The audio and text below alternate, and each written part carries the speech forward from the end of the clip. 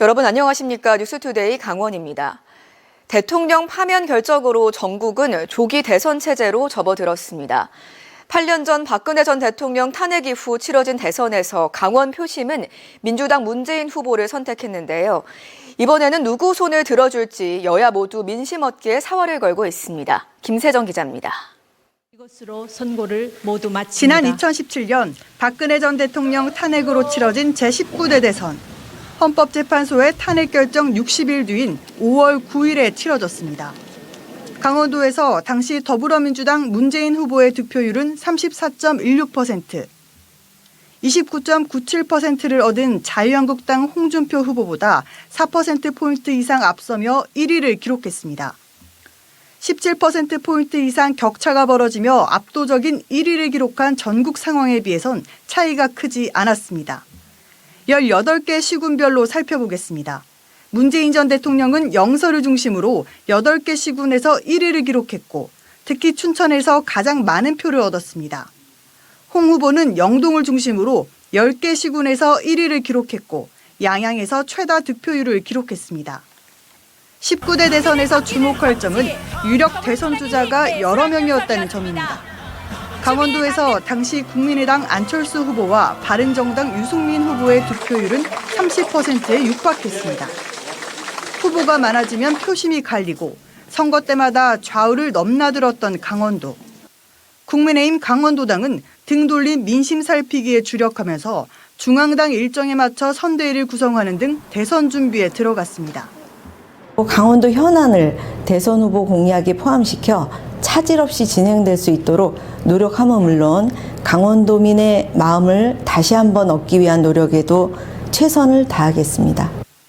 더불어민주당 강원도당은 이번 주 중 각 지역에 대선을 위한 정당 선거 사무소를 설치하는 등 또 한 번의 대선 승리를 다짐하고 있습니다. 우려적인 목소리를 최대한 반영하여 앞으로 강원도의 희망이 되는 강원도당으로 탈바꿈하면서 발전해 나가겠습니다. 정책 현안들을 많이 건의해서 최대한도로 반영될 수 있도록. 대선 선거일이 이제 50여일 앞으로 다가오면서 강원 정치권의 대선 시계도 숨가쁘게 돌아가고 있습니다. MBC 뉴스 김세정입니다. 지난 2019년부터 2년 동안 최저 승진 연수를 채우지 못한 공무원 7명을 특별 승진시켜 논란이 일었던 원주시. 강원도는 감사를 벌여 원주시에 기관 경고를 내리고 인사 담당자의 징계를 요구했는데요. 3년 만인 최근에야 감사 결과가 공개됐습니다. 황구성 기자입니다. 2019년부터 2년 동안 민선 7기 막판 원주시가 단행했던 특별 승진. 최저 승진 연수를 채우지 못한 5급 사무관 7명이 4급 서기관으로 승진했고 이 중 1명은 특별 승진 조건 연수도 채우지 못했습니다. 즉시 종합감사에 나섰던 강원도는 이런 승진이 부적정했다며 지난 2022년 원주시의 기관 경고를 인사 담당 공무원 6명에게는 중징계와 경징계, 훈계 처분을 내렸습니다. 원주시는 서기관 승진 후보자가 극히 적고 순차적 승진 대신 일하는 문화를 조성하기 위한 정당한 인사권 행사라며 재심을 청구했지만 기각됐고 징계 대상자인 공무원 3명도 행정심판과 소송까지 제기했지만 패소했습니다. 법정 분쟁 끝에 2022년 감사 결과 처분 요구서는 3년이 지난 최근에야 공개됐습니다. 강원도 감사위원회는 4급이 공백인 경우 직무대리를 둘 수 있음에도 원주시가 최저 승진 연수를 채우지 못한 5급을 특별 승진시켜 법정 최저 요건을 갖춘 승진 후보자를 역차별하는 등 특별 승진 제도를 남용했다고 지적했습니다. 또 주요 인사 기준을 변경하고 1년 뒤 적용하는 법령도 지키지 않았고 의무사항인 특별 승진자 공적 심사를 시행하지도 않았는데 당시 인사 담당자들이 제대로 검증하지 못했다고 판단했습니다. 이번 일로 인사행정의 공정성과 투명성이 결여된 것으로 여실히 드러났거든요. 앞으로 철저한 시정과 또 재발 방지책이 조속히 마련돼야 될 것으로. 2023년 관련 소송이 끝나고도 이제야 감사 결과가 공개된 이유에 대해 강원도는 원주시 공무원 노조가 다면 평가 등 인사기준 관련 또 다른 감사를 청구하면서 사안을 분석하다가 늦어졌다고 설명했습니다. MBC 뉴스 황구선입니다. 속초 대포 농공단지 식품공장에서 열흘 사이 2번의 화재가 발생했습니다. 먼저 발생한 공장 화재로 재산 피해만 18억 원이 넘는 걸로 추정되는데 또 비슷한 화재가 발생한 겁니다. 농공단지 건물들은 화재에 특히 취약하다고 하는데요. 이하라 기자가 취재했습니다. 자욱한 연기 사이로 시뻘건 불기둥이 솟구칩니다. 지난달 26일 속초 대포 농공단지의 한 식품 공장에서 불이 났습니다. 환자 2명 병원 이송 중입니다. 공장에 있던 근로자 등이 연기를 마셔 병원에서 치료를 받았지만 다행히 생명에는 지장이 없었습니다. 공장 설비 등이 모두 불에 타면서 소방서 추산 18억 2천여만 원의 재산 피해가 발생했고 연기는 멀리 양양까지 퍼졌습니다. 5시간 만에 불길을 잡은 소방당국은 가스 배관에서 불이 솟구쳐 오르는 영상 등을 확보해 조사를 진행하고 있습니다. 현장 조사를 완료를 한 상태고 현장에서 감정물들이 좀 나왔는데 그 감정물들을 감정기관에 의뢰 중에 있습니다. 이 농공단지의 다른 식품업체 사무실에서 또 불이 났습니다. 소방은 비상대응 1단계를 발령하고 2시간 40여 분 만에 불을 껐습니다. 인명피해는 없었지만 창고 등 건물 한 동이 불에 탔습니다. 불과 열흘 사이 2번의 화재가 발생한 속초 대포 농공단지는 화재 뒷정리에 분주한 모습입니다. 대포 농공단지에 입주한 120개 업체는 대부분 샌드위치 패널 구조라 화재에 취약합니다. 외부에서 이렇게 물을 계속 쏴도 내부에서 이렇게 타는 것들이 막을 수가 없어요. 그래가지고 그런 것 때문에 화재 진압이 많이 어렵고. 하지만 규모가 작다 보니 화재 초기 진압 시설 의무 설비 대상에는 빠져 있습니다. 지난달 화재가 발생한 업체의 바닥 면적은 1,647제곱미터. 화재를 감지해 자동으로 신고되는 자동화재 탐지 설비 기준에 해당합니다. 이번에 불이 난 업체의 바닥 면적은 더 작은 907제곱미터로 비상벨만 울릴 뿐 사람이 직접 신고해야 하는 비상경보 설비 기준에 해당합니다. 두 업체 모두 바닥 면적이 5,000제곱미터가 되지 않아 건물 천장에서 자동으로 물을 뿌려주는 스프링클러는 없습니다. 농공단지 구조상 건물이 붙어 있어 자칫 불길이 번지기 쉽지만 기본 소방 설비가 부족해 한 번 불이 나면 속수무책일 가능성이 높습니다. MBC 뉴스 이하라입니다. 강원도가 강원특별법 시행 1년을 앞두고 추진 상황을 점검하고 대선 전국에 맞춰 미반영 특례를 대선 공약에 포함시키는 데 주력하기로 했습니다. 특히 군사 분야에서 지난달 철원과 화천의 민통선 북상과 고도 제한 완화 등 산림과 환경, 농업 등 4대 규제 분야에서 성과가 있었다고 평가했습니다.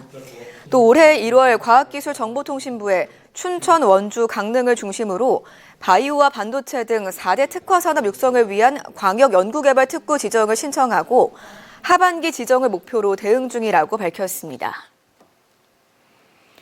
횡성군 우천면 용둔리 군부대 신설을 추진하는 육군이 추가 부지 매입은 하지 않겠다는 입장을 밝혔습니다. 올 초 군부대 신설이 공식화되면서 마을까지 부대가 확장될까 주민 반발이 커지자 육군은 추가 부지 매입은 없고 진행 중인 1, 2차 부지 매입을 통한 55만 제곱미터에 한정할 것이라고 설명했습니다. 주둔 부대 성격에 대해서는 2개 중대가 주둔하는 차량화 부대라며 군사보안을 이유로 추가 설명을 아꼈습니다. 용둔리 주민들과 육군 관계자는 오는 16일 우천면 행정복지센터에서 만나 주민 지원 사업 관련 논의를 하기로 했습니다. 영동 지역에 강풍이 불며 산불 위험이 높아지자 산림청이 산불 진화용 헬기 3대를 전진 배치했습니다. 산림청은 강릉 산림항공관리소에 담수량 8,000리터급 초대형 헬기 1대를 배치했고 속초와 삼척에도 3,000리터급 헬기 1대씩을 전진 배치했습니다. 이로써 영동 지역엔 초대형 헬기 2대 등 모두 6대의 헬기가 산불에 대비하고 있습니다.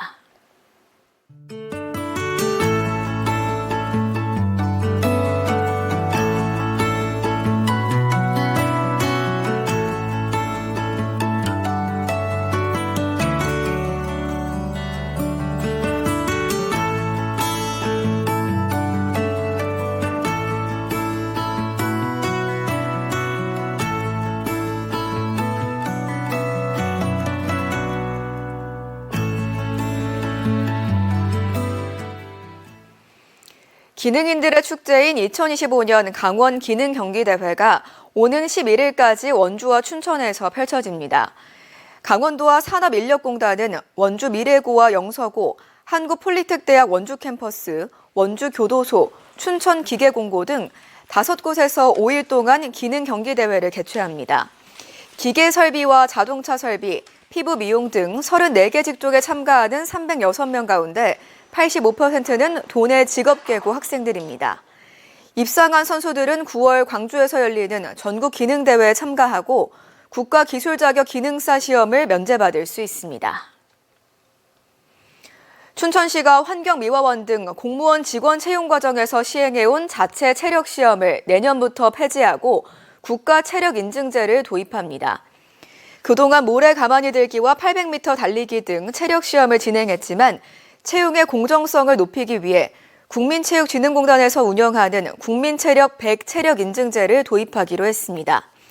합격 기준은 직무별로 다르게 적용되고 체력 시험이 포함된 공무직 지원자들은 강원대 백령 스포츠센터 내 체력 인증센터에서 인증을 받아야 합니다.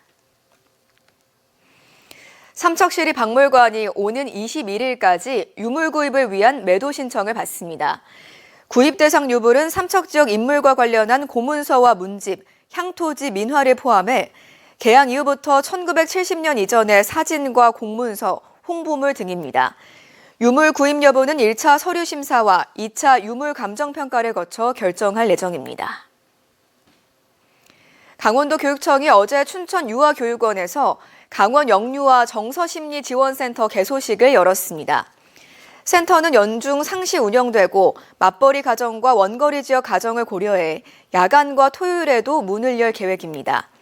3살에서 5살까지 영유아를 위한 정서심리검사와 미술놀이 치료, 모래놀이 치료 등을 운영하고 보호자를 위한 집단 상담과 부모 마음 성장학교 등 다양한 프로그램을 진행합니다.